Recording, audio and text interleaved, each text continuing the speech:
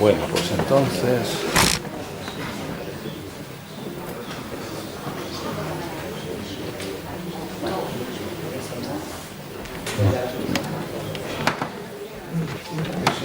El silencio está la gente expectante.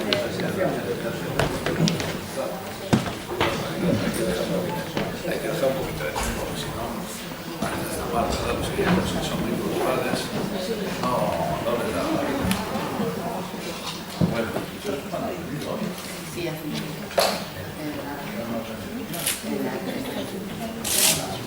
Ven pasando por el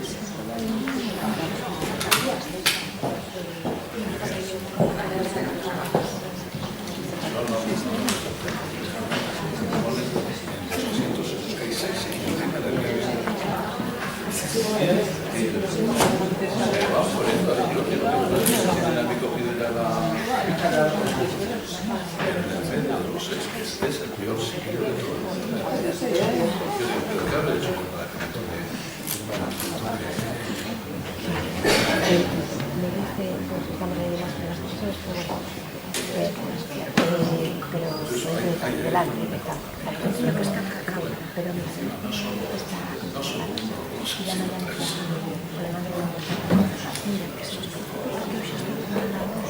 vale. Se me manda en la 8 de mañana.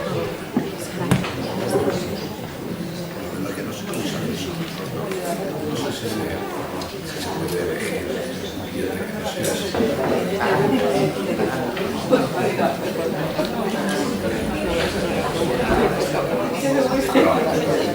el día de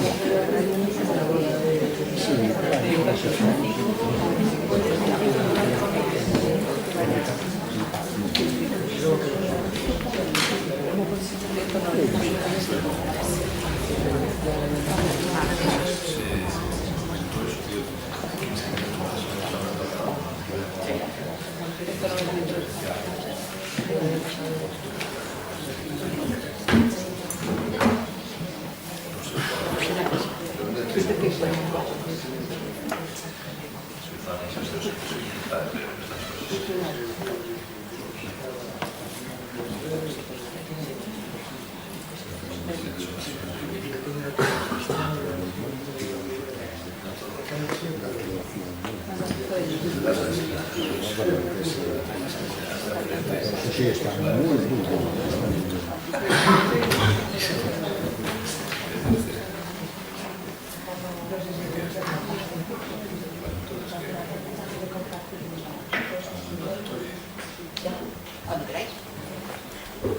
Bueno, buenas tardes a todos y todas. Un saludo cordial y afectuoso. Vamos a comenzar.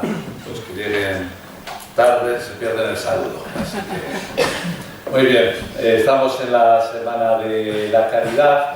Sabéis que el próximo domingo es el Día del Corpus, el Día de Cáritas. Y con tal motivo, nuestra Cáritas diocesana siempre nos convoca durante esta semana para diferentes iniciativas de tipo pues, lúdico, de encuentro y también para alguna actividad de carácter formativo. El lunes pasado teníamos, algunos estabais presentes, un encuentro de formación también para el voluntariado con el delegado nacional, Luismi, que nos hablaba pues, de algunas claves importantes de nuestro quehacer de Cáritas como retos. Y hoy nos hemos convocado para presentar un documento que es Magnifica Humanitas, que no he traído el libro porque me lo he dejado, no sé si lo tenemos aquí, pero lo tenemos en... Claro, yo tengo también en folios, pero sería bueno para presentarle, que se viese, que traerle y así también para que la gente lo vea, más que nada, porque si no, estamos presentando algo que no existe.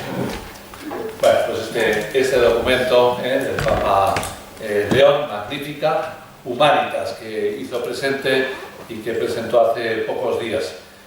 Por cierto, si alguien quiere acercarse a este documento y tenerle en papel, a partir del viernes en las mesas petitorias que se pongan por la ciudad estará a vuestra disposición, y si no también estará en la Domus, donde el obispado aquí en Ferrol y en la sacristía de la concatedral también estarán algunos ejemplares por si alguien quiere tener acceso directo al documento y que se pueda ver.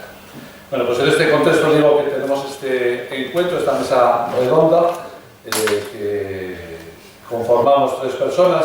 A mí me imagino que me conozcáis y me parezcáis.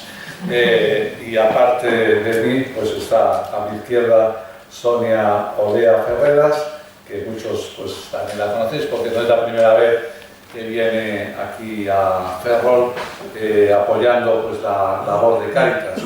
Ella es abogada del Grupo de Apoyo Jurídico del Equipo de Incidencia de Cáritas Española y colabora en el informe FOESA con formación en el mundo del derecho y también en otros ámbitos pues, que aportan valía a su sabiduría, como es el campo de las relaciones internacionales, la Sagrada Escritura, los derechos humanos, la misionología.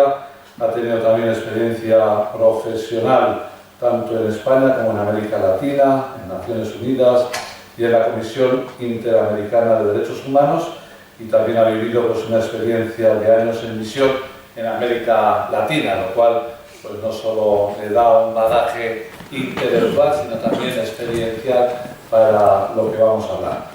Y a mi derecha está Anso Ramón Calvo Silvosa, que para mí es la primera vez que le conozco, que le saludo.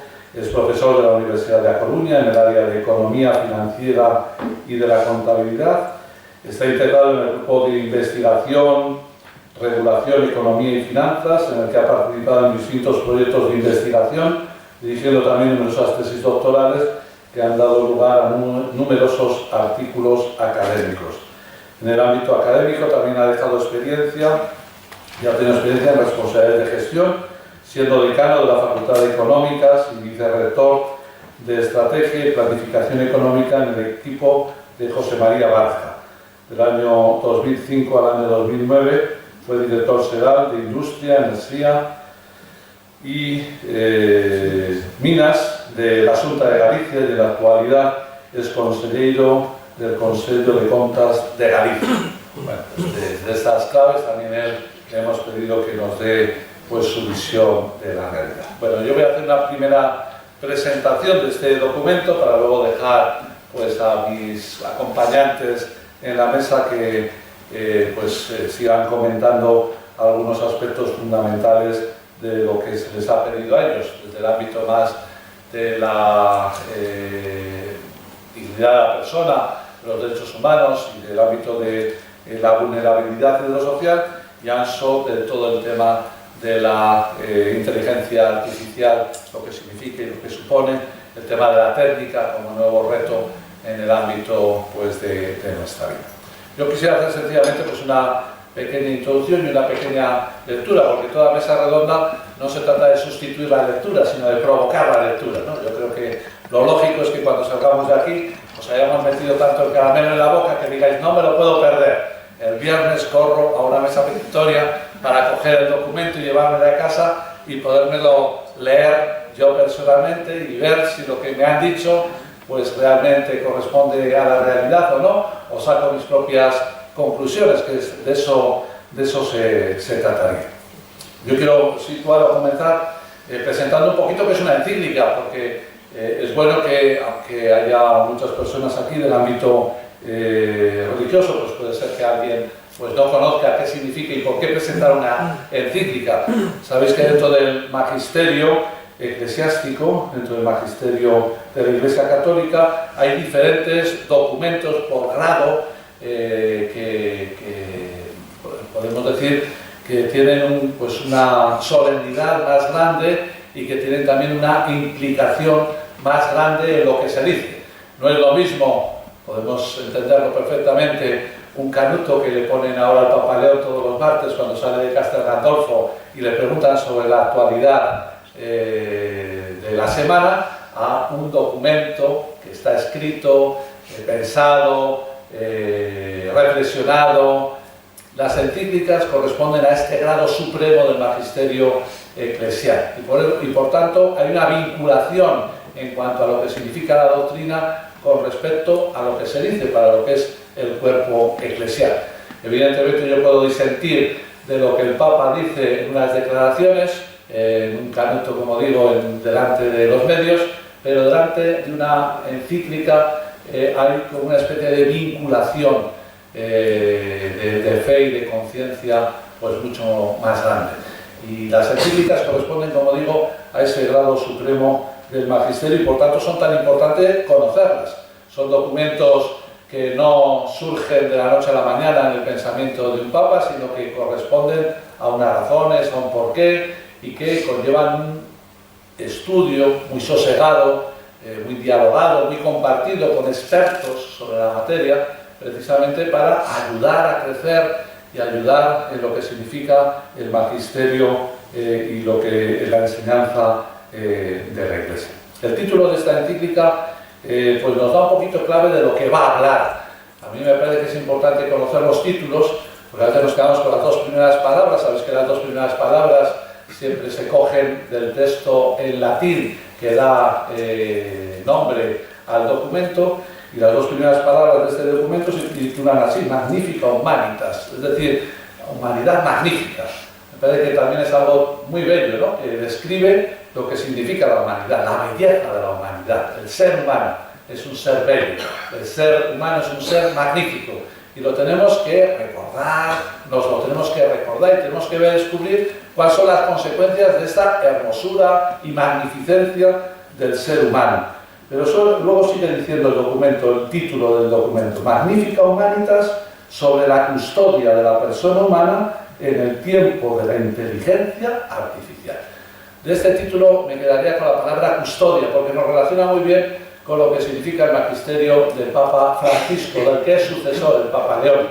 El Papa Francisco, en su primera homilía, que fue precisamente el día de San José, reflexionó sobre cómo el magisterio del papado, el ministerio petrino, es un ministerio precisamente de la custodia. Sabemos lo que significa custodiar. Custodiar no es controlar, no es manejar, no es tergiversar, sino que es velar por la persona humana, ¿no? Este documento lo que busca es precisamente velar por esta magnificencia de la persona humana, y lo hace en un tiempo distinto, que es el que nos ha tocado vivir, ni mejor ni peor que los anteriores, sino un tiempo distinto, una época distinta, un cambio de época, como se dice también en el documento, que es en el que la inteligencia artificial, como una nueva revolución, afecta a lo que son nuestras relaciones, nuestras estructuras, incluso nuestra concepción del propio ser humano.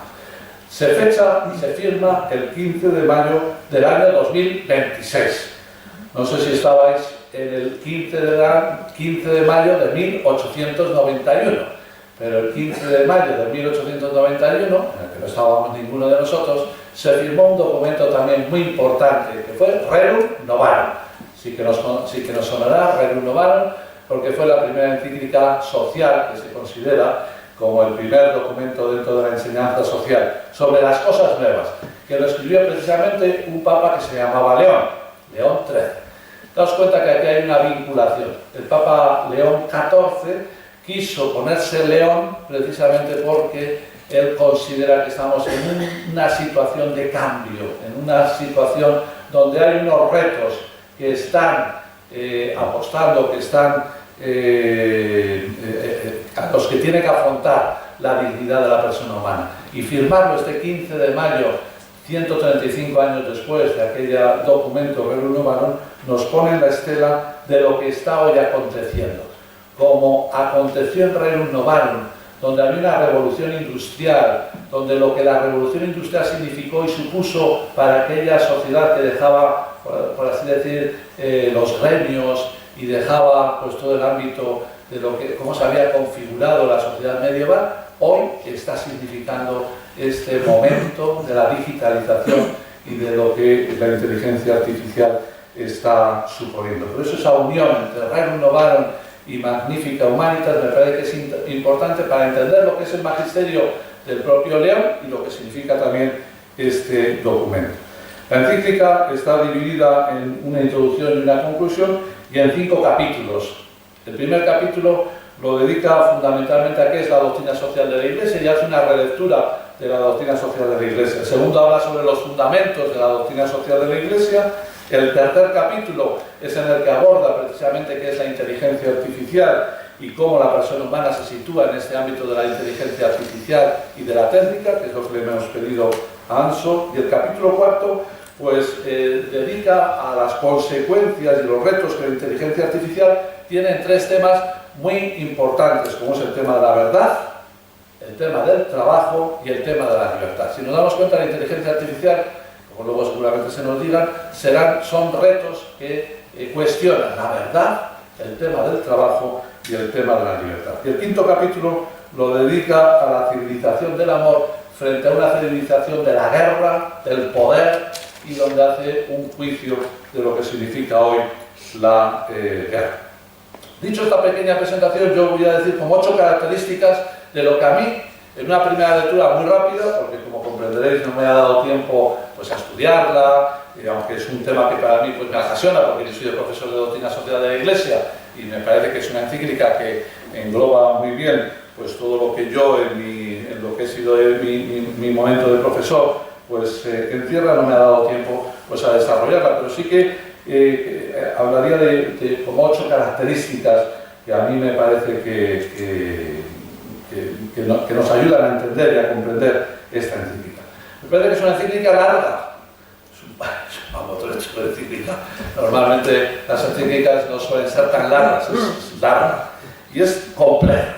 Es compleja porque aborda muchos temas, aborda muchas cuestiones, desde lo que debe ser la escuela, de lo que es el trabajo, de cómo se considera la política, de la economía, de las finanzas, de la cultura, de la guerra, de la trata, una infinidad de temas que podemos hacer un elenco pues muy variopinto, pero en el que se dan también, yo creo, como diferentes niveles de lectura. Yo creo que en esta encíclica algunas cuestiones se nos escapan porque no somos expertos de esos temas que se abordan, pero hay una gran mayoría de temas en los cuales sí que nos podemos sentir cómodos y por tanto hay como esos diferentes niveles de lectura pues para el día a día de lo que podemos y debemos hacer pues las personas de a pie y lo que están llamados a vivir pues los gestores, los economistas, los políticos, los que mueven un poco los hilos de nuestro mundo, a los cuales también pues interpela enormemente. Me parece que es una encíclica valiente, yo creo que es una encíclica valiente, porque habla de desarmar, y cuando, imaginaos en un contexto de guerra, tenemos que desarmar a un violento, o en un contexto de violencia tenemos que desarmar, hay que ser muy valiente. Bueno, pues yo creo que es una encíclica muy valiente, porque él plantea que la técnica y la inteligencia artificial hoy no es neutral y tiene también pues, consecuencias y por tanto pues, va a hablar de los gestores del mundo, con los cuales puede ser que haya gente a los que no le guste lo que se dice. Y yo me atrevo a decir que cuando estamos en tiempos de inteligencia artificial, donde se mueve por logaritmos y hay cuestiones que no conocemos en esa transparencia de las informaciones que nos llegan, pues puede resultar que a alguien que no le guste este papa pueda empezar ahora a decir que este papa es no sé qué, no sé qué, no sé cuál, y al final en una búsqueda a través de las redes de información, pues puede dar a una cultura diversa de lo que es la verdad auténtica. Esta valentía se manifiesta en que él trata de preguntarnos quién está detrás y qué es lo que orienta hoy esta inteligencia artificial y esta digitalización. ¿Quién detenta este poder y hacia qué fines se está buscando este poder? Por eso la importancia de que ante la inteligencia artificial no solo es la regularización, no solo es la ética, sino que hay algo más allá. Me parece que este sería este nivel de lectura. Tercera característica, yo creo que es una encíclica realista. Es un análisis de la realidad, como todas las encíclicas sociales, nos ayudan a conocer y a penetrar en los intríngulis de nuestra realidad, ¿no? Y yo creo que, sobre todo, a mí al menos personalmente, lo que me ha provocado es despertarme ante el interés, la urgencia, la importancia que supone pues, todo este reto de la digitalización y de la inteligencia artificial. Quizás yo personalmente no era consciente del momento en el que estamos, ¿no? De los retos que está suponiendo esta nueva realidad que tenemos que afrontar. Y por tanto, en este análisis de la realidad ayuda a despertar esas conciencias quizás dormidas o que no son conscientes de lo que estamos viviendo y de en qué arenas nos estamos moviendo.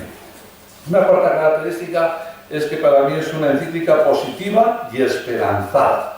Cuando uno la lee, y a pesar de la que nos está cayendo, podemos decir, no termina diciendo como Mafalda, ¿no? Que baje en el mundo, que pare en el mundo, que me bajo, ¿no? Al revés, uno dice, qué bonito es este mundo, tengo que meterme más para construir un mundo diferente y distinto. Porque él plantea esa dicotomía, ¿qué mundo estamos construyendo? Y frente al mundo de Babel, construyamos una ciudad en la que todos cabemos. Por eso yo creo que detrás de esta encíclica se vislumbra un canto a la tecnología. Nadie puede decir a partir de ahora que la Iglesia es contraria a la tecnología, a la técnica, a los nuevos inventos, a lo que significan. No, pero sobre todo invita a vivirlo con esperanza y a descubrir que podemos hacer algo. Esa civilización del amor que él rescata como una intuición que ya tuvo Pablo VI en el año 75 y que nos puede ayudar a definir lo que es nuestra acción en el mundo. Es una encíclica de doctrina social de la Iglesia y por tanto pues, aborda las cuestiones que en la doctrina social de la Iglesia pues, están siempre muy presentes, sobre todo pues, el tema de lo que significa su propia identidad, las cuestiones debatidas, si es un corpus doctrinal, si hay una evolución o si no hay una evolución, dónde saca las fuentes, si es una categoría propia. Y para mí personalmente, yo he estado en este mundillo de la doctrina social de la Iglesia, me parece que responde como muy bien a esas cuestiones que son debatidas hoy en lo que son los expertos de la doctrina social de la Iglesia. La sexta característica, por ir concluyendo porque me han dado un cuarto de hora y ya me lo he pasado, es que precisamente porque es de doctrina social de la Iglesia, es una encíclica sobre moral, es decir, sobre lo que hay que hacer y lo que no hay que hacer. Pero para decir lo que hay que hacer y lo que no hay que hacer, es una encíclica que nos invita al discernimiento. Esta palabra que el Papa Francisco puso también sobre la mesa y que tiene que estar como muy presente, no solo en la acción particular, sino en la acción también comunitaria. ¿Qué tenemos que hacer? ¿Por dónde tenemos que hacer? Y por tanto, es una encíclica que llama a la responsabilidad de la conciencia desde una antropología situada, una antropología que realmente ayude a construir y a edificar la persona. En séptima característica, yo diría que es una encíclica sobre eclesiología. A mí personalmente es lo que más me ha entusiasmado, porque soy obispo ahora, ¿verdad? Y es lo que, pues, en lo que estoy pues, también comprometido. ¿Qué tipo de iglesia queremos? ¿Cómo nos gustaría soñar la iglesia? ¿Cómo se debe de situar hoy la iglesia? Ya habla de una iglesia que es diálogo, una iglesia que camina con el ser humano, una iglesia que está no distante del sufrimiento, sino muy cercana al sufrimiento y por tanto a lo que es la cuestión social, una iglesia sin poder, una iglesia que trabaje y que construya lo que es la justicia social.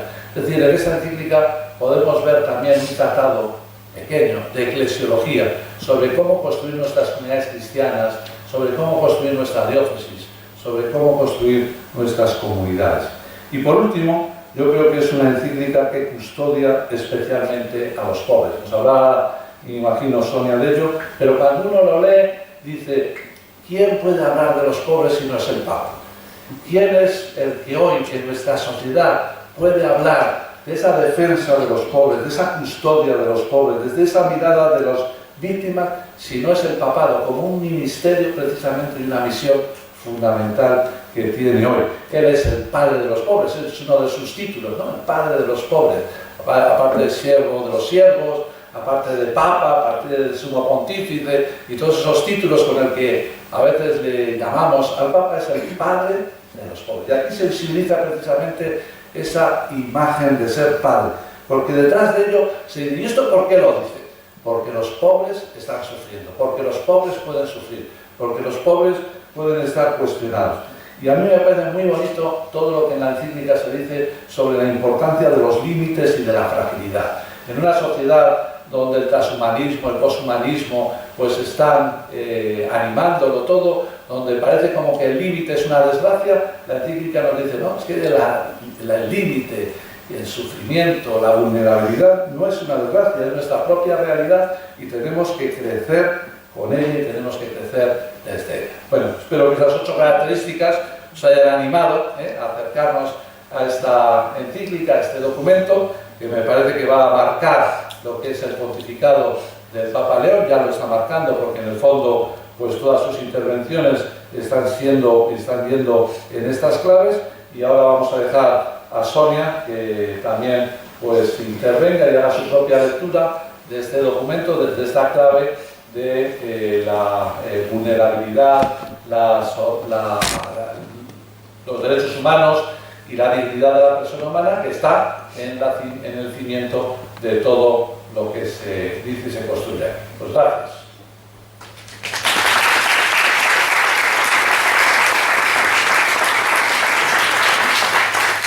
Pues muy buenas tardes, muchísimas gracias a Monseñor y a la directora de Caritas Mundial Ferrol por esta invitación.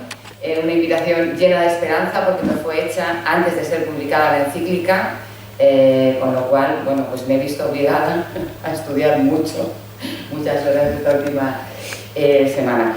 Yo soy muy de símbolos, ¿no? Aunque soy jurista, pues no soy muy jurista cuando no estoy en el tribunal, y soy muy de símbolos, ¿no? Se juntan aquí varias cosas. Una es que hace 2 días, o ayer mismo, Luismi, hace 2 días estuvo aquí el delegado episcopal de Caritas Española, con el que me une mucho más que ser mi delegado, el que los dos somos vicentinos. Entonces, para nosotros, bueno, pues estar al lado de la pobreza y transformar la pobreza, pues nos lo enseñan a mí desde párvulos, ¿no? Entonces, para mí ha sido muy bonito que os haya estado hablando de sinodalidad, y estoy segura que también os hablo de las personas empobrecidas, ¿no? Y luego otra cosa que nos une mucho es que yo soy descendiente directa de grandes tejedoras de la Gatera y buenas deshiladoras. Y estoy en un lugar donde también hay grandes tejedoras, muy admirable además. Yo lo intenté, pero nunca lo conseguí, todavía lo tengo ahí, mis bolillos. Y el último número de la encíclica, el Papa nos pide que seamos tejedores. Nos dice, quiero que seáis tejedores de esperanza. Es el último número. Y yo creo que para las que y para los que tejemos, sabemos el gran significado que conlleva esto del tejer, por lo que tiene de construir red, de utilizar hilos muy diferentes, algunos más frágiles, otros más fuertes, y bueno, vamos a utilizar y vamos a tener permanentemente este símbolo durante estos minutos que tengo para hablaros. Me pidieron que os diera una lectura rápida. Ya os han dicho que la primera característica de esta encíclica es que es muy larga y muy compleja, con lo cual lectura rápida vamos a ver, y desde el punto de vista de Cáritas, ¿no? Desde el punto de vista de un espacio donde tenemos una opción clarísima, que es por estar al lado de las personas empobrecidas, y además desde una creencia también clarísima, y es que se puede transformar, que construir el reino de Dios es posible, y que trabajar por la justicia es un mandato que tenemos, ¿no? Entonces, desde ahí os voy a hacer esa revisión.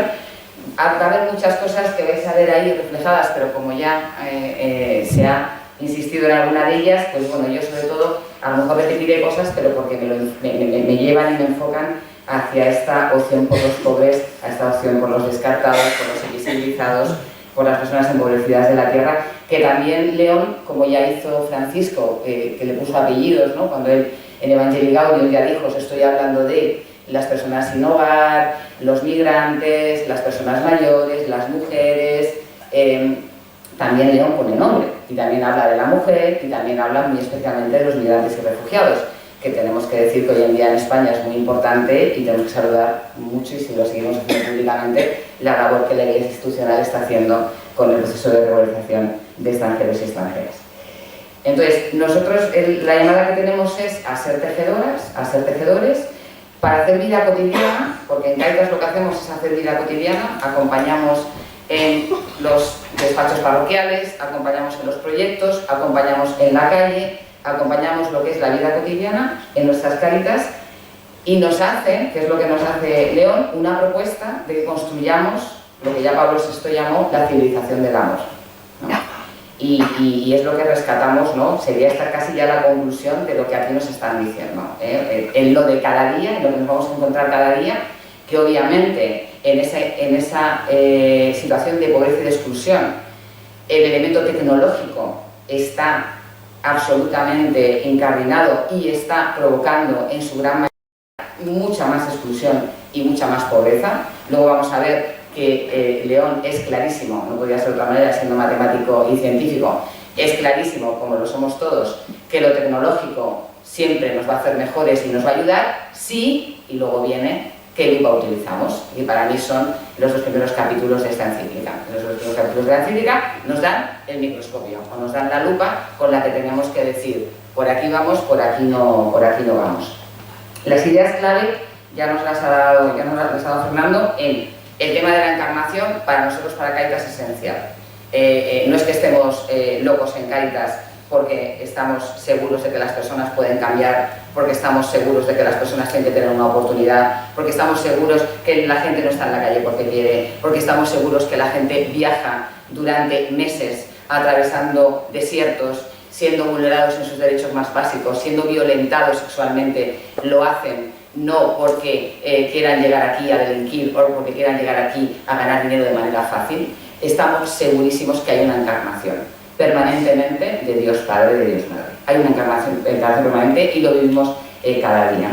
Ahí, decía antes cuando iba en el coche, con la introducción ya nos podríamos quedar, porque la introducción es magnífica. La introducción que hace al documento ya toca todo y ya nos coloca muy bien. Entonces ya nos está hablando de algo que en Cáritas también hacemos permanentemente. Realidad. No la realidad que yo pienso y percibo, no, realidad. Realidad analizada, realidad sistematizada. Nuestro FOESA, nuestro observatorio de la realidad, nuestro sumatorio de datos. No es que yo he tenido una percepción esta mañana en una atención que he tenido y desde ahí voy a ver cómo cambio el mundo, no. Vamos a analizar la realidad, vamos a discernir, vamos a juzgar y vamos a actuar. Dice León, principios, criterios y orientaciones. Y eso también es súper importante cuando trabajamos con las personas empobrecidas. No consiste en dar soluciones materiales, sino en transformar estructuras. Y para transformar estructuras tenemos que sujetarnos en principios, tener criterios claros y actuar. Bueno, tenéis ahí, no quiero entrar más, palabras en las que luego vamos a entrar. Me ha llamado la atención que utiliza el lema de la Agenda 2030. No es que yo sea, me conocéis bien, que yo soy muy de derechos humanos y de tratados, no es que yo sea muy de la Agenda 2030, porque a mí los acuerdos políticos, como buena jurista, me fío más de los tratados y de los convenios, pero utiliza el lema de la Agenda 2030, no dejar a nadie atrás. Lo he mirado en inglés, no dejar a nadie atrás. Eso es muy importante. Hay una decisión cotidiana. A mí esta me ha gustado muchísimo. La imagen de Nehemías me ha encantado, me lo he empapado entero, porque yo creo que, no sé si lo leí de joven, pero hacía muchísimo yo que no leía a Nehemías.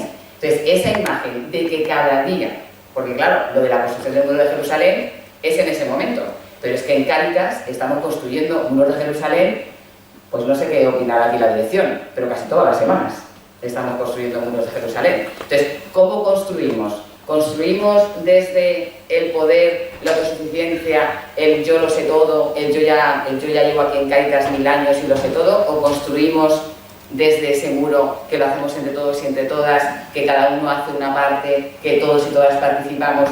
Fijaros ese párrafo, que yo no sé si está en la encíclica o no, porque yo lo tomé de la Biblia cuando lo estuve leyendo, que dice, esa frase final que dice, el pueblo había puesto corazón en el trabajo, ¿no? Y esa es la clave.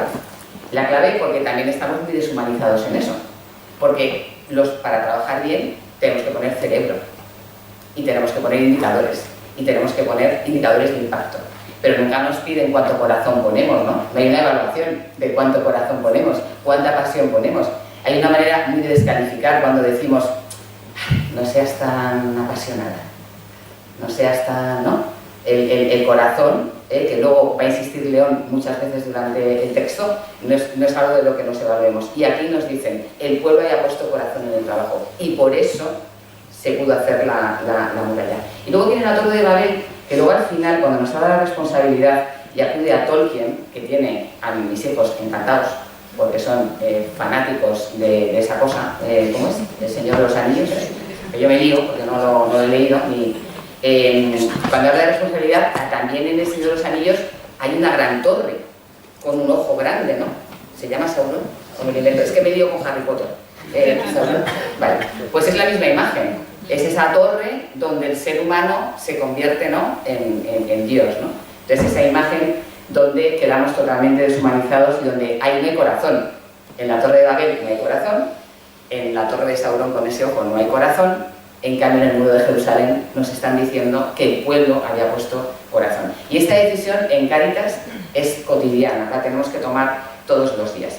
Hay una parte que no voy a entrar, pero bueno, el PowerPoint lo tenéis, si lo queréis usar, que me parece fundamental en el capítulo primero, que has hablado tú de la característica.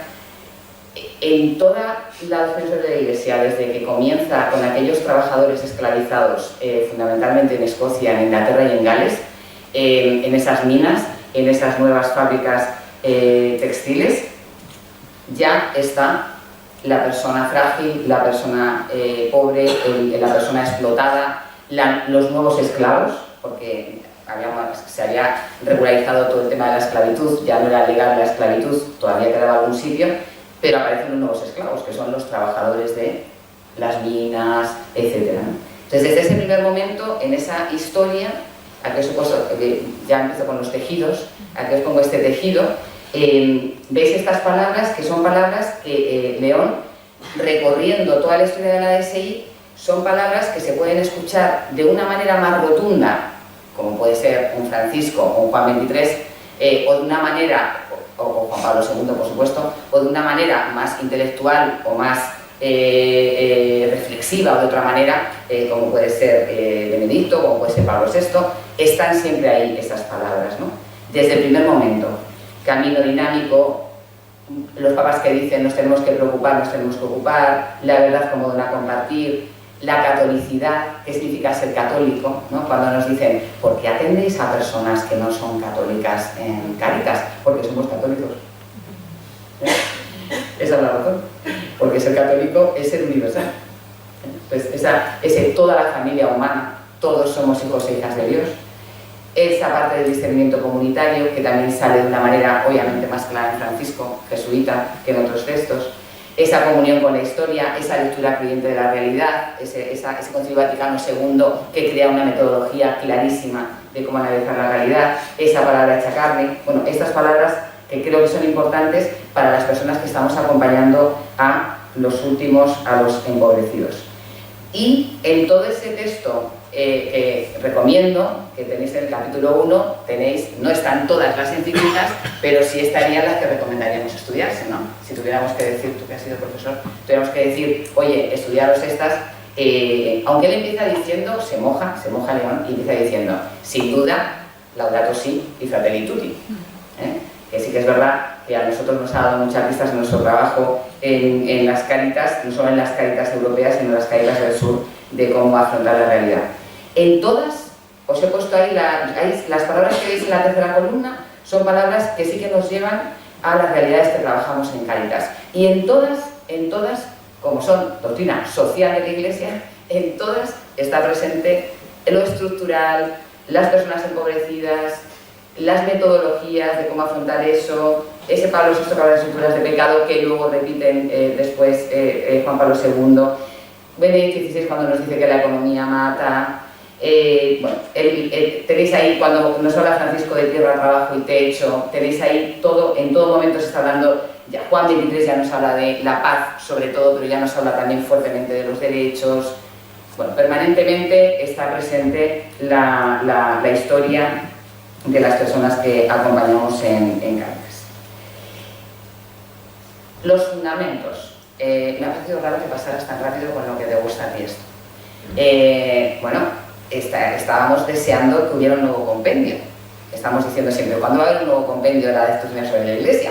Desde los años 80. Bueno, pues León coge en el capítulo 3, bueno, capítulo 2 y capítulo 3 y casi ha hecho un mini compendio directamente, ¿no? Y aquí, si me permitís, he utilizado una simbología que para mí es fundamental. Los fundamentos que estudiamos hasta ahora de la DSI eran el amor, la justicia, la paz. León nos habla de 3. Yo a uno le he llamado el telar, la estructura del telar, que él lo llama ser humano, imagen del Dios trinitario. A otro le he llamado, no sé cómo lo llamáis aquí, se llama de muchas maneras, la lanzadera, que es la aguja grande que mueve, no sé cómo lo llamáis aquí en vuestra tierra. Y luego, cuidado, la urdimbre. Se habla poco de la urdimbre porque luego no se ve. Tú la pones ahí, puedes usar cualquier color. Solemos usar colores neutros, ¿no? Pero al final va a dar igual porque se va a ver poco. A veces incluso utilizamos hilo transparente, ¿no? Pero es donde vamos a tejer. Luego veremos que los principios van a ser esas zonas de colores, pero si no hay una urdimbre, luego no vamos a tener cómo construir y cómo accionar, ¿no? Entonces, aquí yo creo que eso es fundamental, porque cuando hablamos de las personas empobrecidas, estamos hablando de que el ser humano está hecho a imagen de Dios. Entonces, por más que nos llegue una persona deteriorada, por más que nos llegue una persona que no entendemos, por más que nos llegue una persona que no entendemos ni lingüísticamente ni psicológicamente, por más que tengamos una situación requete complicada, y aquí tenemos compañeras que saben bien de lo que hablamos, psicólogas, trabajadoras sociales, siempre, me lo decía Sor Cura en primero de primaria, siempre a quien tienes delante es a Jesús de Nazaret. Siempre está Jesús de Nazaret. Esa encarnación de ese Dios trinitario que viene al mundo y se hace una de nosotros. Entonces, ese es el primer fundamento. Que no se nos olvide que el ser humano es imagen del Dios trinitario. Porque, claro que no se nos olvida en la cabeza, pero se nos olvida en el estómago. Se nos olvida en el estómago cuando empezamos a decir que solamente unos cuantos podemos. Y esto lo que va haciendo León ya, sin todavía pasar al siguiente capítulo, que es donde ya se pone directamente a hablar de la persona, de la inteligencia artificial, ya empieza diciendo, y esto no se está pasando con la inteligencia, bueno, no parece correcto hablar sobre inteligencia artificial, lo está pasando con este momento tecnológico, en el que solamente unos, en dos ámbitos además, en el que solamente unos, que son los que tienen la riqueza tecnológica, que va mucho más allá de lo material y lo económico, sino que también se traduce en la creación de conocimiento y el control del conocimiento, e incluso, que lo has citado también, en ese movimiento que está hablando de nuevo ser, de ese nuevo ser tecnológico que va a ser más importante y mejor que los pobres, pero sin ninguna duda.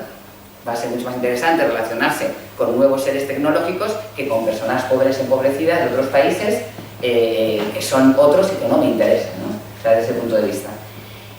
Hemos hablado hasta la sociedad de la dignidad. Cuando hemos hablado, yo creo que la primera vez que me conociste, explicábamos la correlación que hay entre la dignidad de la DSI y la dignidad en los derechos humanos, artículo 1 de la Declaración Universal de Derechos Humanos.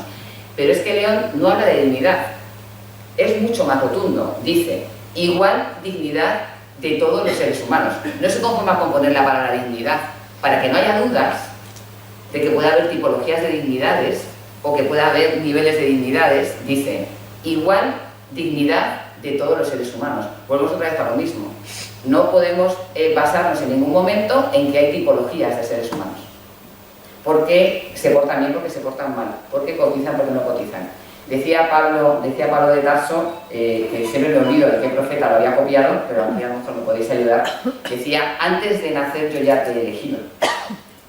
Antes de nacer yo ya te he elegido. O sea que a veces nos olvidamos de que no somos nosotros los que decidimos, sino que ya nos aman antes de nacer.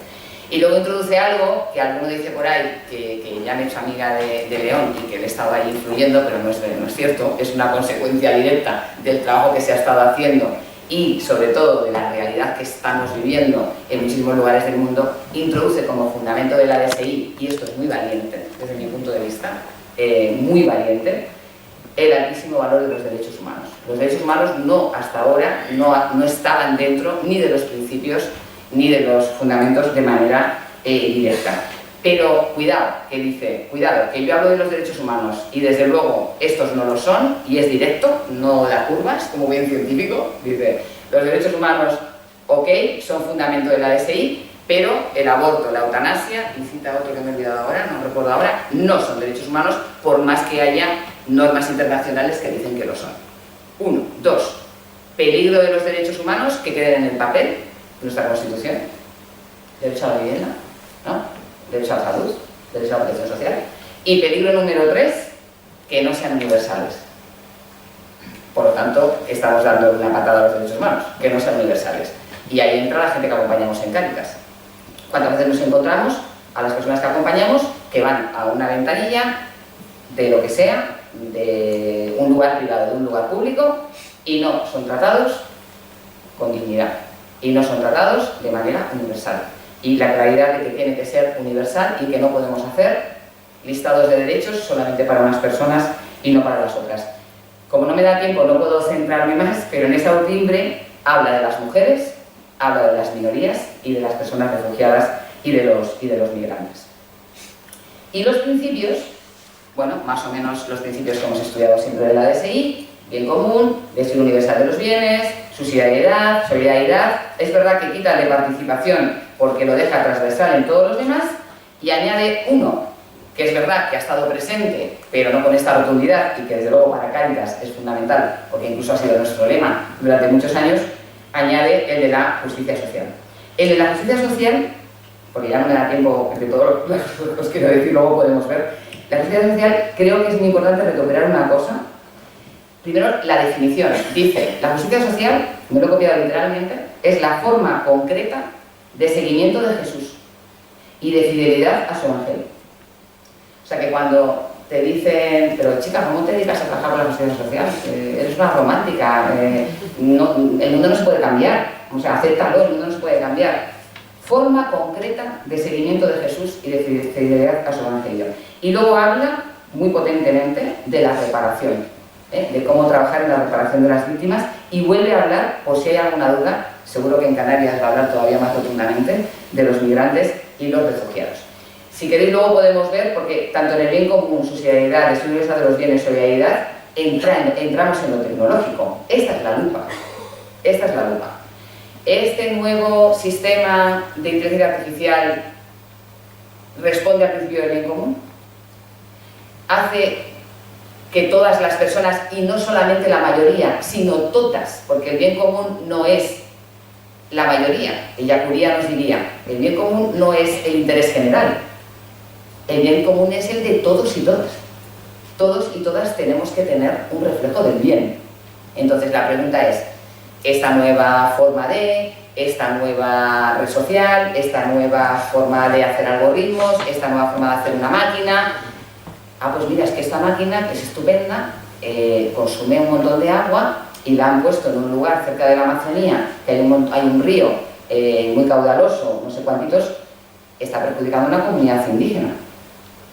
Es un ejemplo que os pongo rapidísimo, pero para que veáis qué es lo que tenemos que ir luego enfocando con cada uno de los principios, ¿no?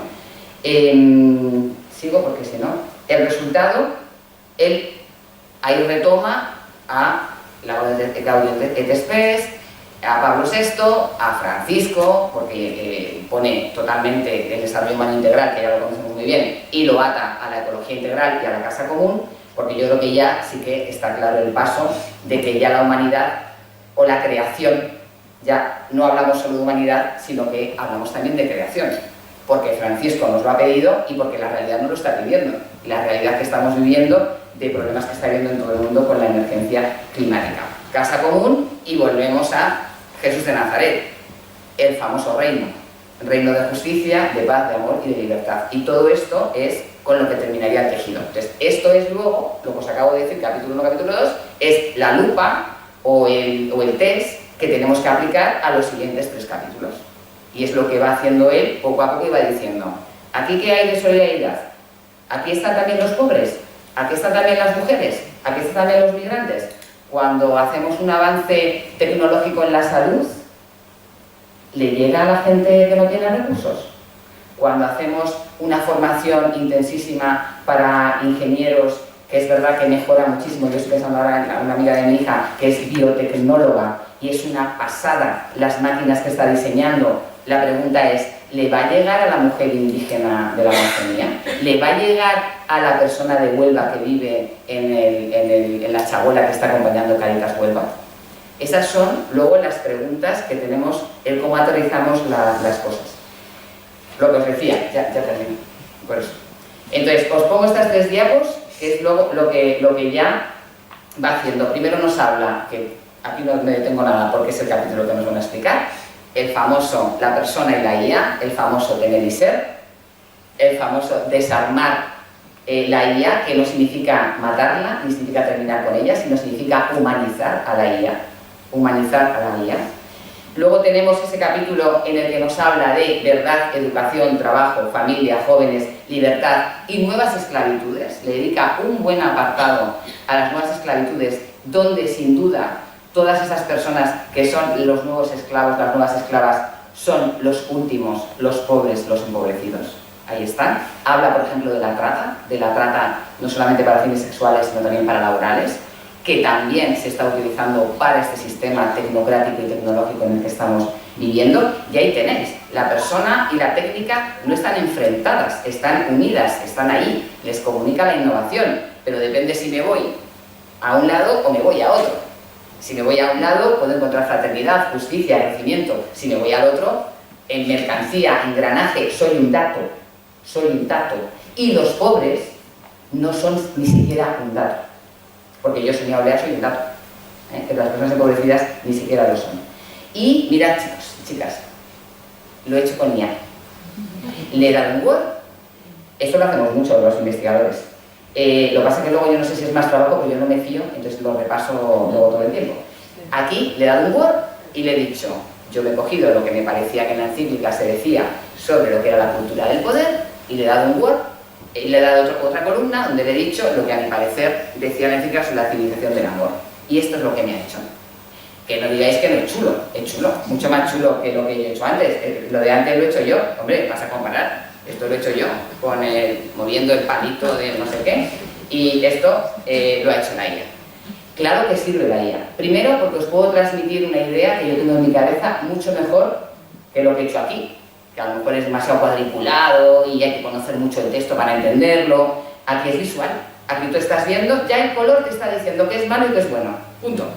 Ya los colores nos están diciendo, porque lo negro es malo. Cuidado, algoritmo. ¿Por qué lo que está a la izquierda es negro y oscuro? Algoritmo. ¿Y por qué lo que está a la derecha con colores claritos es lo positivo? Esos son órdenes que le estamos dando e información que le estamos dando a ella. Claro que nos sirve, claro que es bueno, pero a lo mejor podemos decirle que use otros colores. A lo mejor también podemos, desde esa lupa que veíamos antes de bien común, de solidaridad, de hacer otro mundo posible, de que las personas empobrecidas pueden también colaborar en ese otro mundo posible, podemos también ir enseñando, porque ese yo creo que es el gran objetivo, de que llevemos también nuestra civilización del amor a la IA. No nos da tiempo, luego seguimos. ¿Y cómo termina la conclusión? Pues con nosotras, con las mujeres, y con el Magnificat. Y nos dice, miremos el mundo desde abajo. Cuando miramos el mundo desde abajo lo vemos así, y nos quedamos impresionados, ¿no? Y es un poco lo que nos está pasando ahora, con la IA, con lo tecnológico, con todas las nuevas apps, con todas las nuevas historias, y lo que nos pide es que miremos siempre el mundo desde abajo, es decir, desde las personas empobrecidas, desde las personas fragilizadas, desde las personas descartadas, que decía Francisco, que seamos capaces de ver lo invisible, y luego nos pide en el último número que seamos tejedoras de esperanza, con todo lo que os he compartido anteriormente. Y muchas gracias.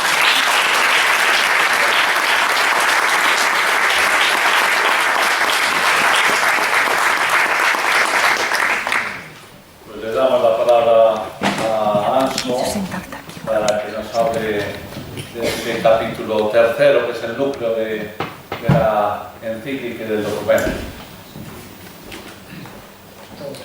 ¿Estás aquí? ¿Dónde estás?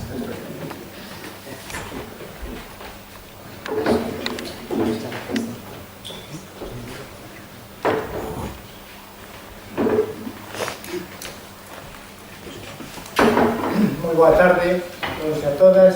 En primeiro lugar, quero agradecer este convite a participar nesta mesa redonda, da que estou aprendendo tanto, porque a verdade é compartir panel con estas dúas persoas que me acompañan, pois é unha auténtica maravilla e un motivo de reflexión sobre a profundidade do texto do Papa, que eu estou moi alegre de ver que o obispo tamén pensa que é longo e que é complexo, que tamén me parece moi longo e moi complexo, pois ao mellor son eu que tampouco estou moi familiarizado un pouco co estilo. Claro, pero bueno, se a veces que un técnico na materia comparte esta idea, pues entón síntome tamén bastante, bueno, polo menos tranquilo sobre o asunto.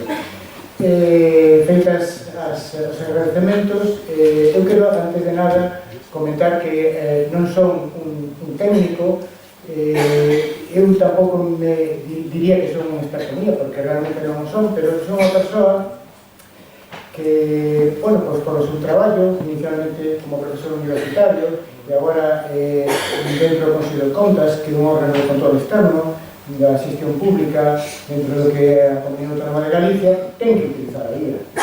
Entón, a min, de alguma maneira, as encíclicas dos papas me foron perseguindo a través da miña trayectoria profesional. Eu pertenzo a un área de economía financiera e contabilidade, que era cando as finanzas e a globalización invadían todo, entón apareceu pois unha, por non mencionar as máis antigas, non? A encíclica de Dieto XVI, Caritas in Veritate, que falaba do fenómeno da globalización, dicía que un pouco, que tampouco é boa ni mala, depende para que se use ou como se oriente. Claro, é unha persoa tamén preocupada polo tema, digamos, do desenvolvemento sustentable, apareceme a Laudato Si tamén, entón sempre me fai reflexionar bueno, pues, un pouco este enfoque de doutrina social católica que me parece moi enriquecedor e me parece a mí algo que a Iglesia tamén debería esforzarse por entender, porque hai como un gran tesouro que a veces temos un pouco agachados, non? Entón, desde este punto de vista, me parece que debemos, botando máis desa catolicidade, ensinar tamén ao mundo a nosa proposta como membros da Iglesia.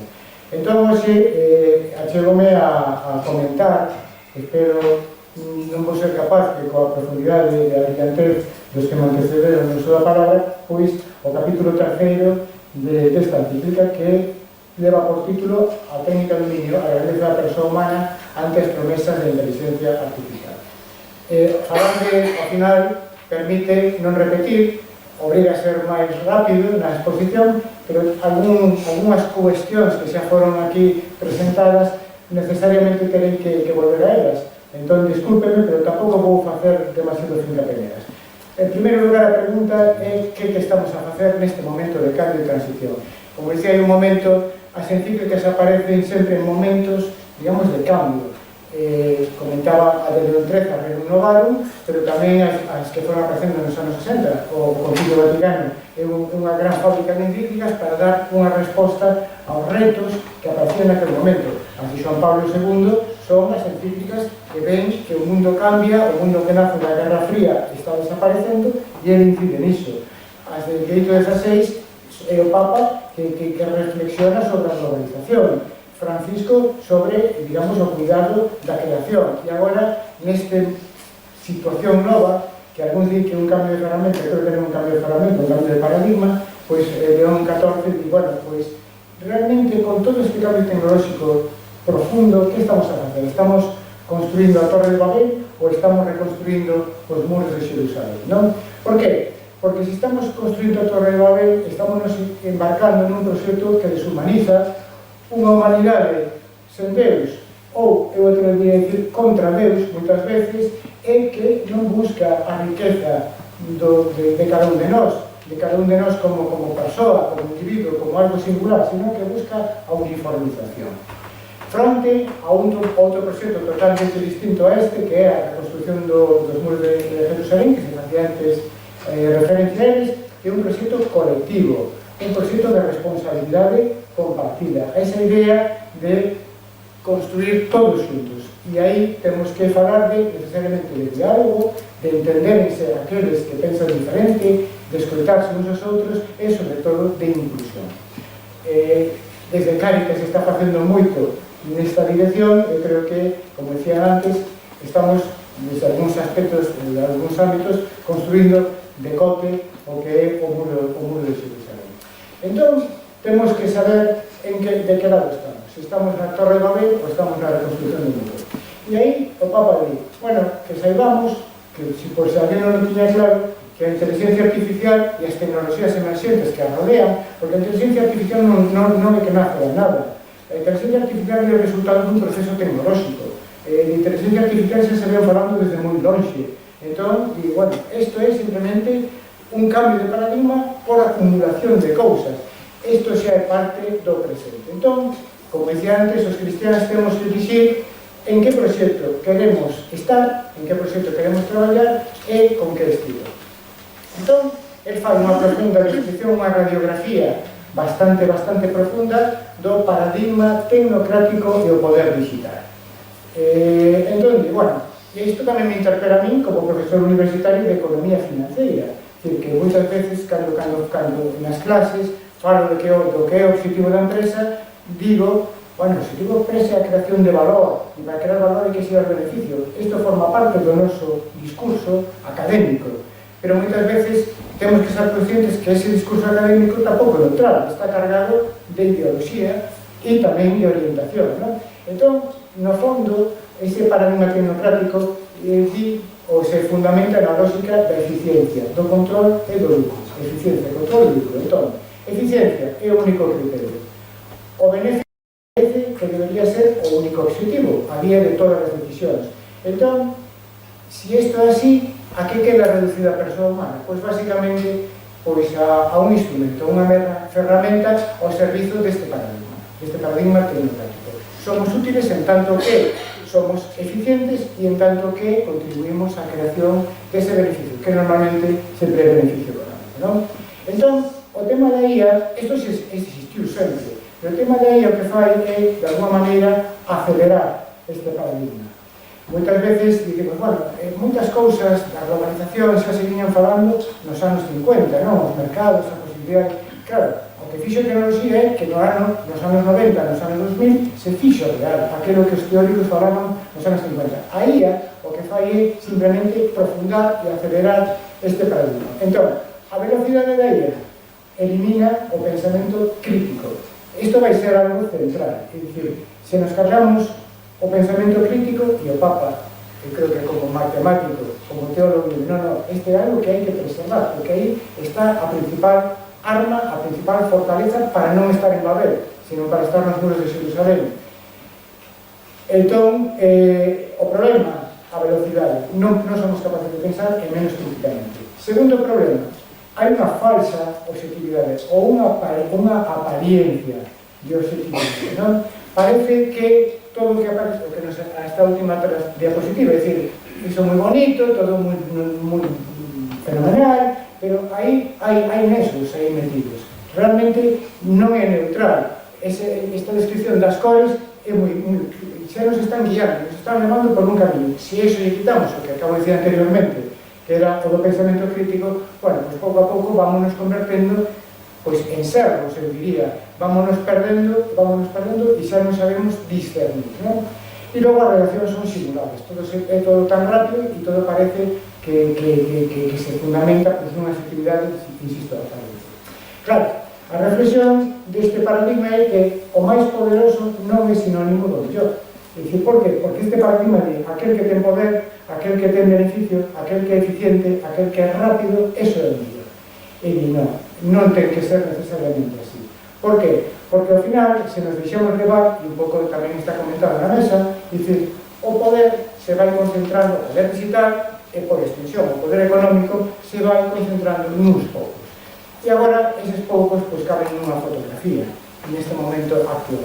E tampouco hai que facer unha gran pescuda para saber quen son, hoxe por hoxe, os principais representantes deste paradigma tecnocrático e todo o que este digital. E fronte a isto, o Papa invítanos a facer unha reflexión desde a doutrina social católica, desde a doutrina social católica, non?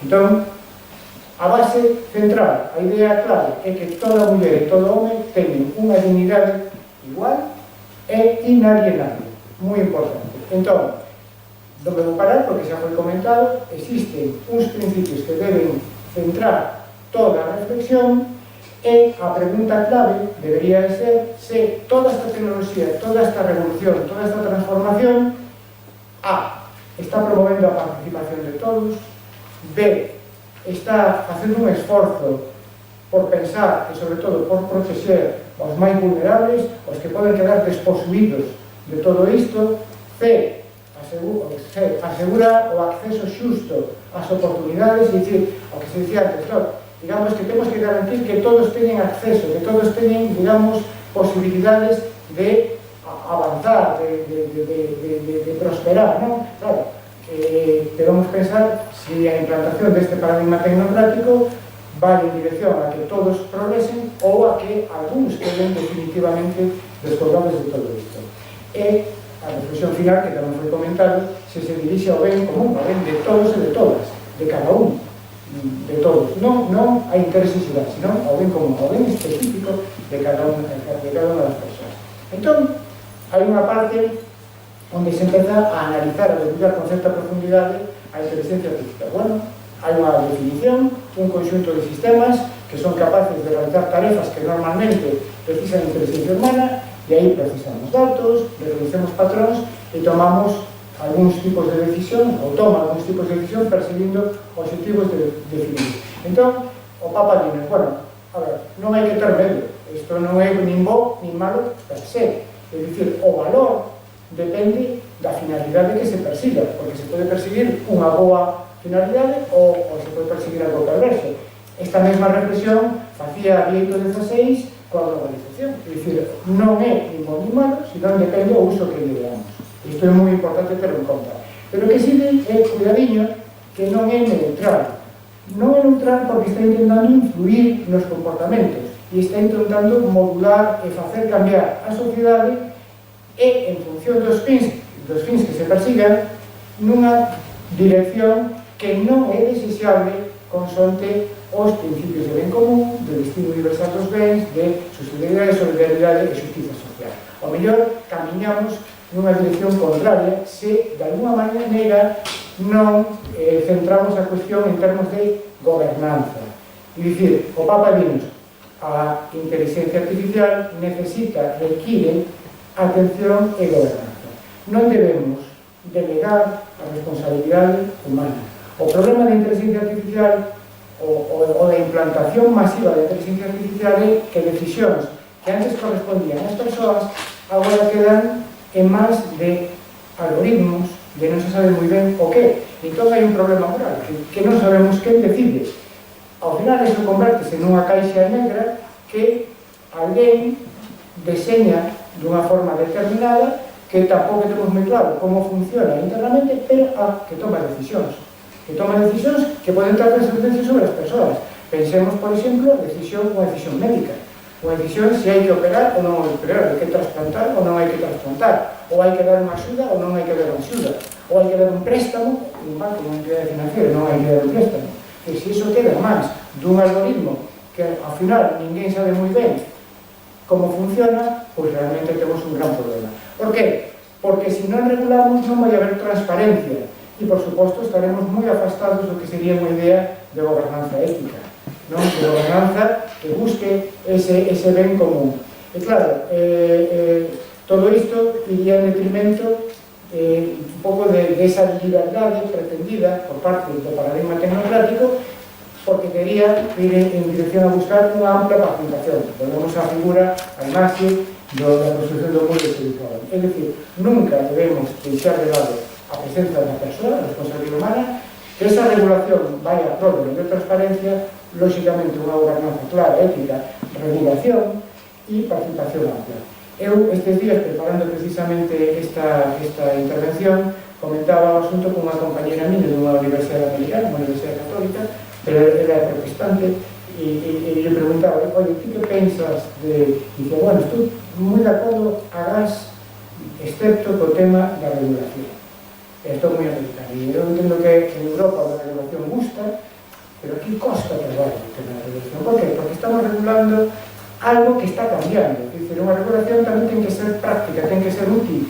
E se a inteligencia artificial muda, e hoxe coñecemos unha inteligencia artificial, pero ao mellor dentro de 6 meses, e non estou exagerando, temos outra cousa totalmente diferente.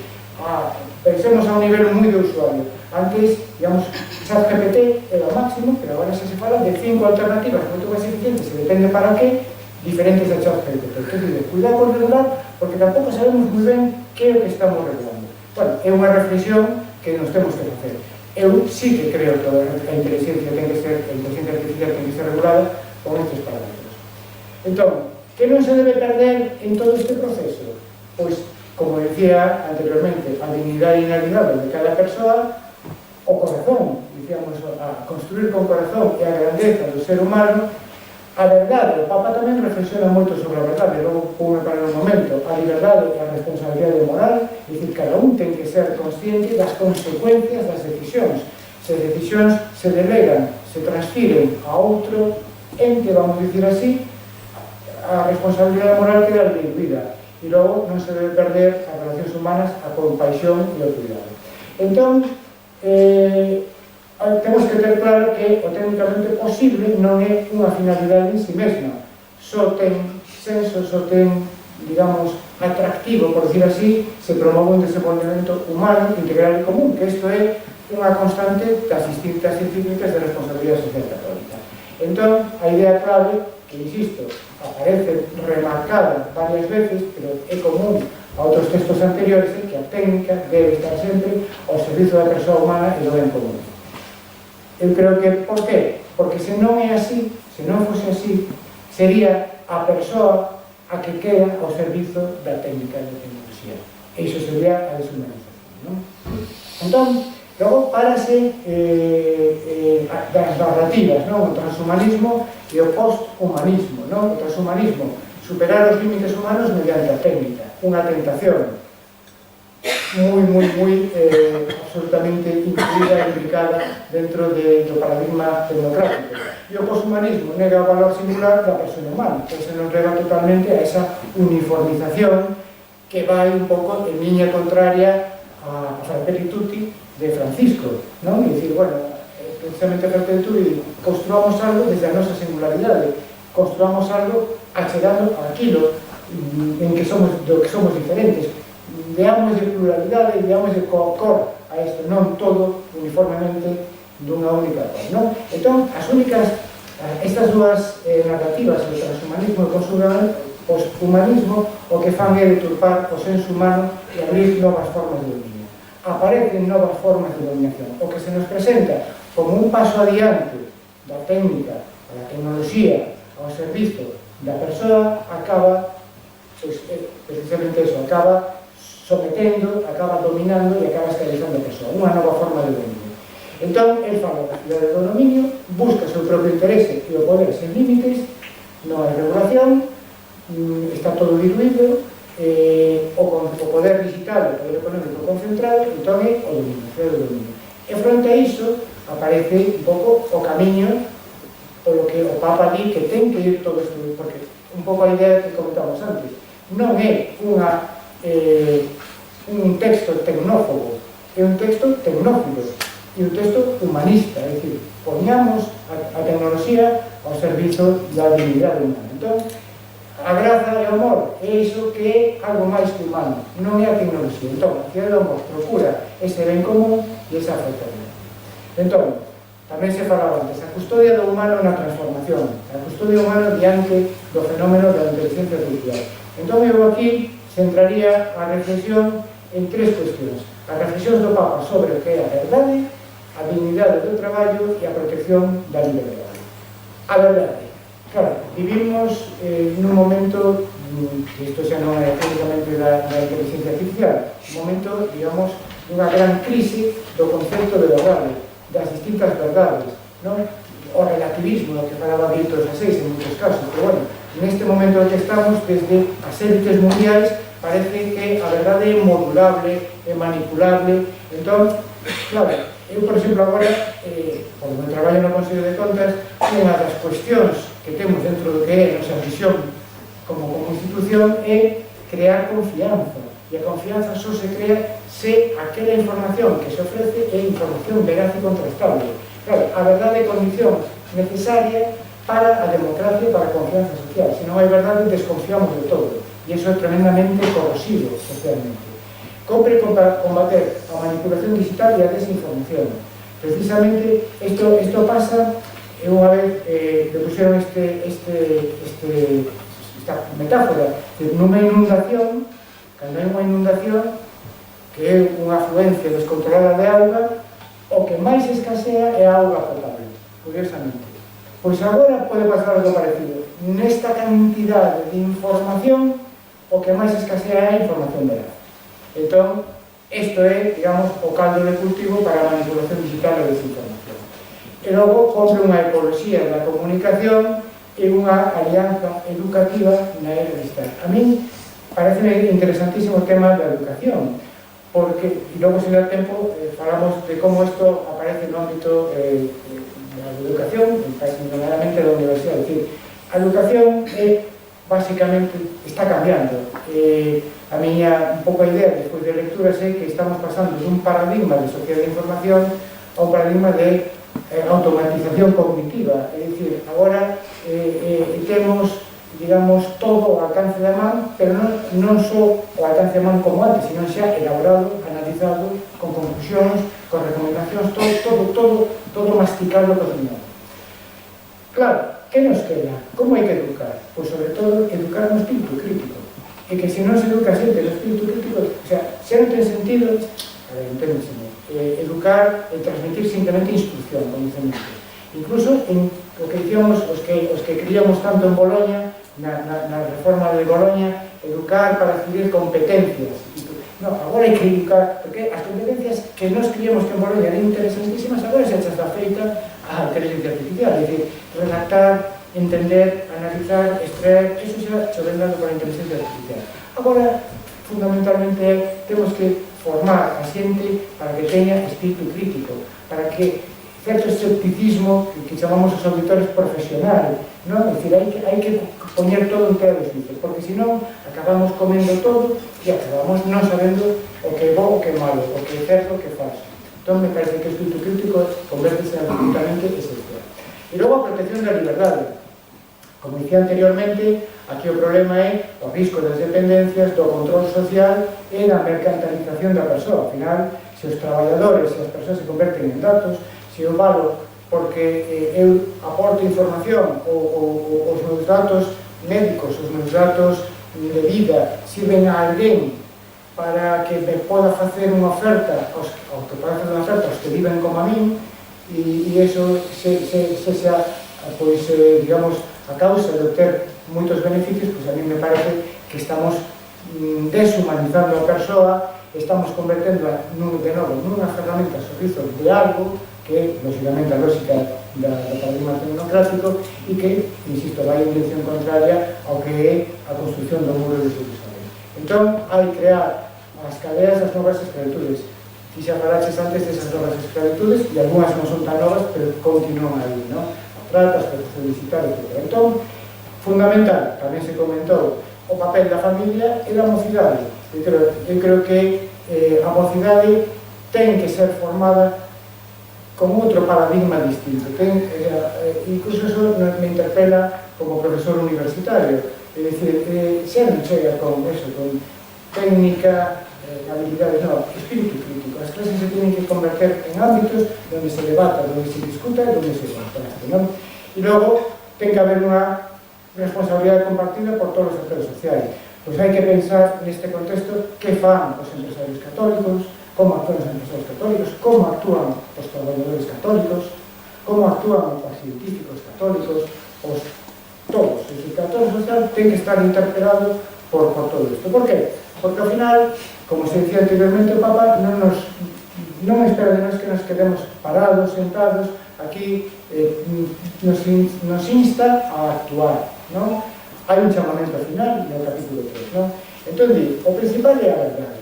E a verdade onde está? Pois está, obviamente, na graza, está no magisterio da Igrexa, que se pode concretar no humanismo cristiano, na idea central de que Deus se fixo home para elevar a humanidade, para elevar a condición humana, e que a plenitude humana non ven por superar a súa condición de ser humano, sino que ven polo amor, o perdón e a fraternidade. Entón, ou a técnica está integrada nun humanismo aberto e fácilmente, ou vamos en dirección a torre da lei directamente, a un proxecto, digamos, que nos crea dependencias e que nos esclaviza. Entón, o chamamento final díxenos, cada un pode e debe facer a súa achega, e xa de forma telegráfica, futuro compartido, como na construcción do Muro de Jerusalén, a técnica ao servizo da humanidade, temos que recuperar ese día de responsabilidade persoal, o espírito crítico a través da educación e do diálogo, lógicamente a busca do ben común, algo que se avenda de Francisco, ou a venda atrás, pero centrado por Francisco, o cuidado da creación, a casa común, a xusticia e dignidade e a solidaridade global como expresión máxima da fraternidade. Entón, eu aquí o deixo, creo que non xustei.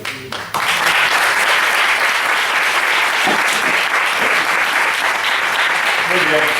Bueno, pues yo creo que han sido tres perspectivas complementarias, ¿verdad? Alguna más genérica, otra más centrada en lo que significa la dignidad de la persona, y otro en este capítulo, que es el capítulo quizás pues, más novedoso, más central, que es un poco el núcleo de la encíclica y lo que trata pues, un poco de despertarnos. Yo creo que podríamos entablar un brevísimo diálogo, porque todavía tenemos un poquito de tiempo, por si alguien pues, le ha suscitado alguna pregunta, por si alguien quiere pues, profundizar en alguna clave, por si alguien quiere pues, hacer algún comentario de lo escuchado o de lo recibido también pues, en las lecturas personales que cada uno haya podido hacer, y damos paso al segundo momento de esta velada. Alguien tiene que hacer una pregunta, si no esto queda un poco mal, así que más sinvergüenza.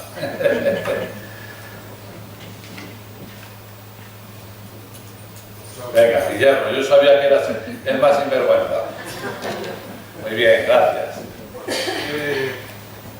En todo esto de inteligencia artificial, en colonias a la S, ¿no? Que de alguna forma se me escucha. Vocea un poco más, o si no tu hermano que te vocee. Espera, que te llevan el micro.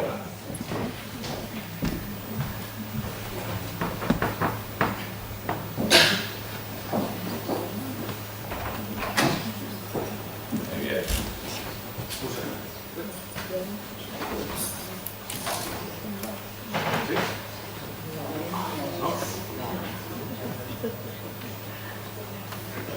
Dale a ver si se te...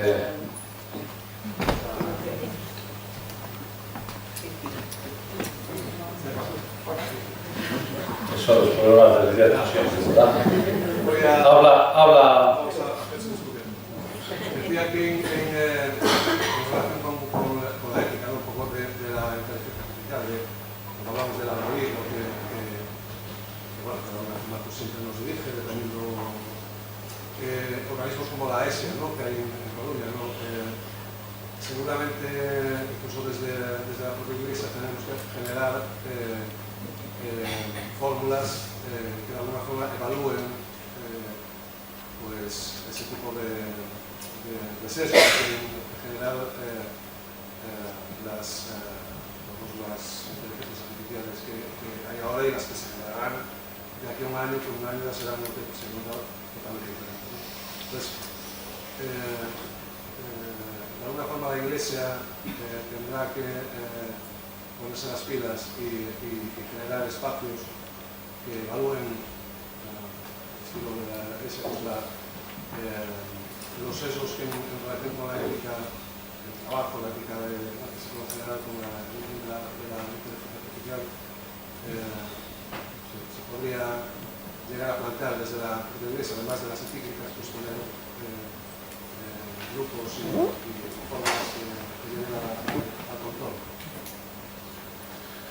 Bueno, pues no lo sé si desde la Iglesia se planteará alguna cuestión. Yo a mí, en una lectura que ya digo que es una lectura rápida que he hecho, yo creo que lo que el documento insiste es que ante todo este tema de lo que significa el reto tecnológico, que va más allá de la inteligencia artificial, sino que es todo este mundillo tecnológico que nos supera. Yo creo que él viene a decir, no solo se trata de ética, ni solo se trata de reglamentos, ni de marcos jurídicos, sino se trata de algo más profundo.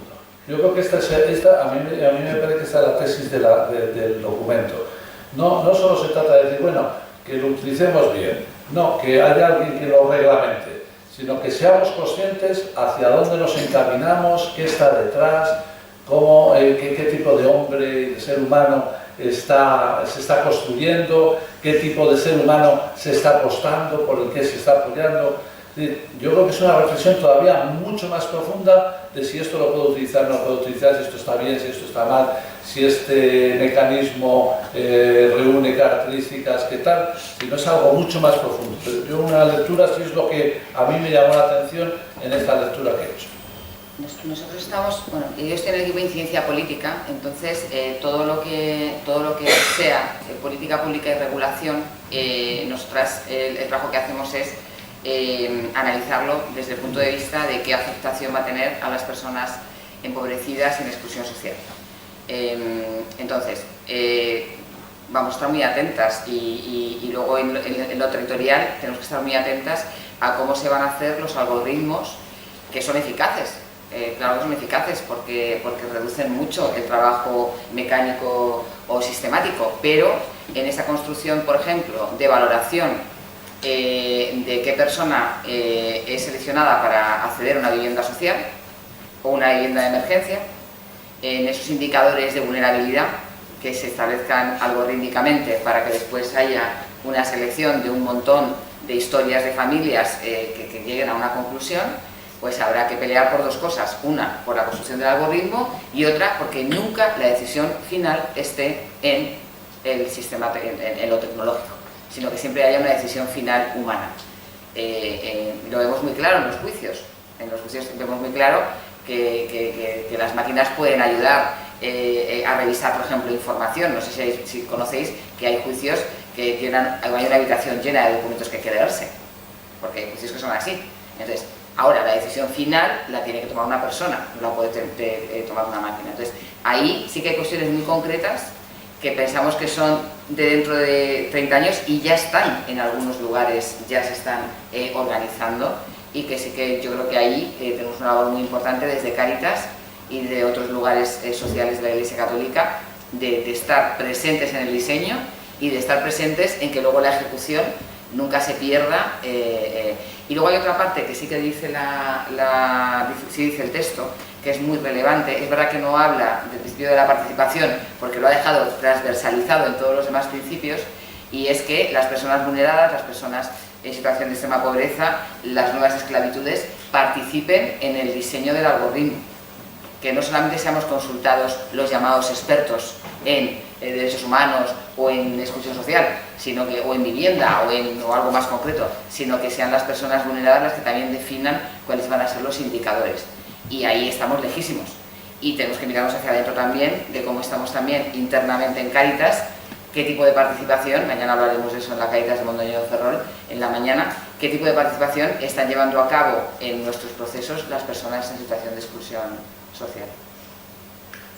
Sí, simplemente sobre esto, en